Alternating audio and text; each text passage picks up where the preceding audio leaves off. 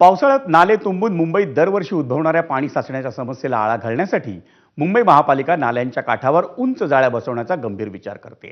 मुंबईत दरवर्षी पावसाळ्याआधी नाले सफाई करण्यात येते, पण नाल्यातील गाळापेक्षा त्यातल्या तरंगत्या कचऱ्याचं प्रमाण अधिक असल्याचं दिसून येतं.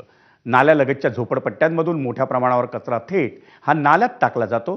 त्यामुळे साफसफाईनंतर अवघ्या काही दिवसांमध्ये नाले पुन्हा कचऱ्यानं भरतात आणि पाणी साचण्याचा धोका वाढतो. परिणामी मुंबईत दरवर्षी नाले सफाईसोबतच नाल्यांच्या काठावर उंच जाळ्या बसवण्याचा प्रस्ताव हा पुढे येतो, पण यंदा त्या संदर्भात प्रशासकीय पातळीवर हालचाली सुरू झाल्या आहेत. मुंबई महापालिका आयुक्त अश्विनी भिडे यांनी नुकताच झालेल्या नालेसफाईच्या पाणी दरम्यान अधिकाऱ्यांना स्पष्ट निर्देश दिले आहेत. दादर आणि धारावी परिसरातील नाल्यांमध्ये मोठ्या प्रमाणावर साचलेल्या कचऱ्याची दखल घेऊन त्यांनी नाल्यांच्या काठावर उंच जाळ्या बसवण्याचा पर्याय तातडीनं तपासण्यास सांगितले.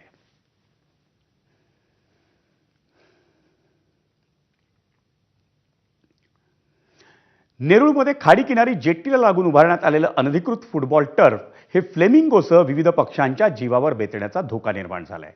साधारण 2 एकर जागेत उभारण्यात आलेल्या या फुटबॉल टर्फसाठी पर्यावरण, न्यायालय, कांदळवन विभागाची परवानगी घेण्यात आलेली नाही.